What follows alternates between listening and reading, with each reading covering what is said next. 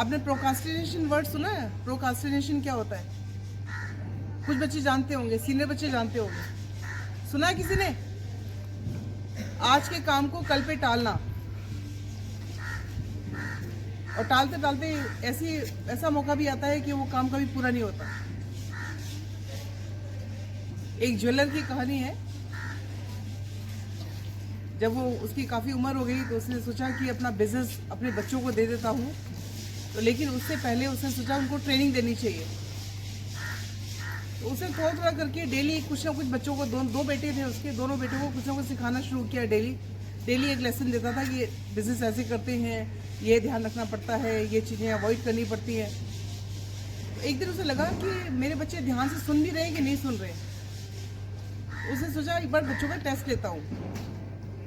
तो उसने कहा, अपने दोनों बेटों को बुलाया कि मैं दुकान पर डेली 2 लकड़ियाँ रखूँगा और रोज आपको एक एक लकड़ी अपनी लेकर के अपने घर में रखनी है।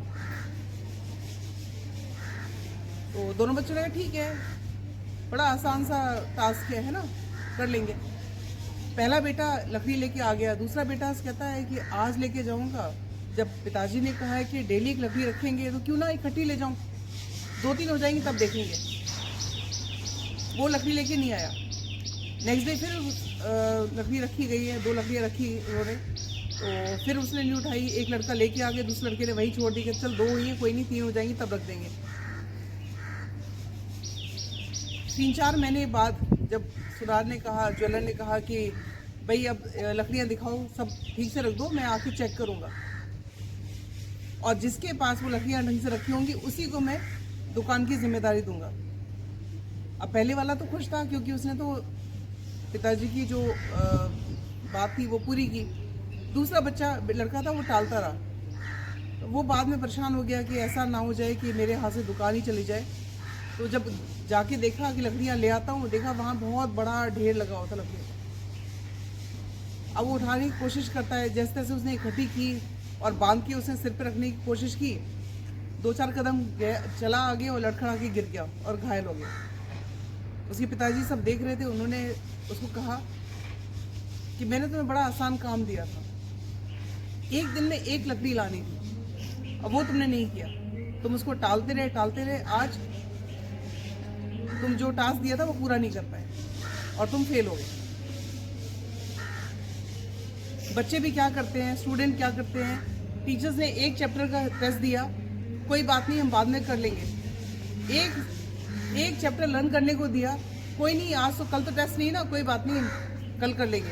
अब कल और टास्क मिल जाता है तो टास्क आपका पाइल अप हो जाता है। जैसे वो लकड़ियाँ इकट्ठी होगी ना, ऐसे ही आपके टास्क इकट्ठे होते जाते हैं। और जब फाइनली टेस्ट आता है तो आप घबरा जाते हैं कि इतना सारा कैसे पढ़ूंगा।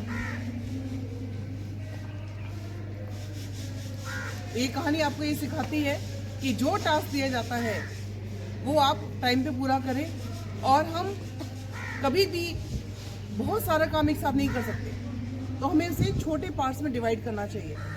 जैसे कि अपना जो टेस्ट है उसके लिए आप जैसे 1 हफ्ते में एक बार टेस्ट हो रहा है और पूरे हफ्ते आपकी स्टडी चल रही है, तो जिस दिन जो टास्क दिया उस दिन वो टास्क पढ़ें, लर्न करें और कंप्लीट करके टीचर को सुनाएं, क्योंकि आप उसी दिन लर्न करेंगे तो जो डाउट्स भी होंगे वो भी आप क्लियर कर पाएंगे नेक्स्ट डे।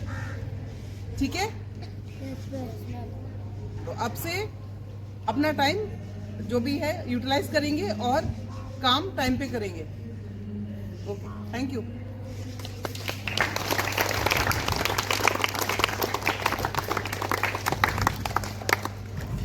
डिस्पैच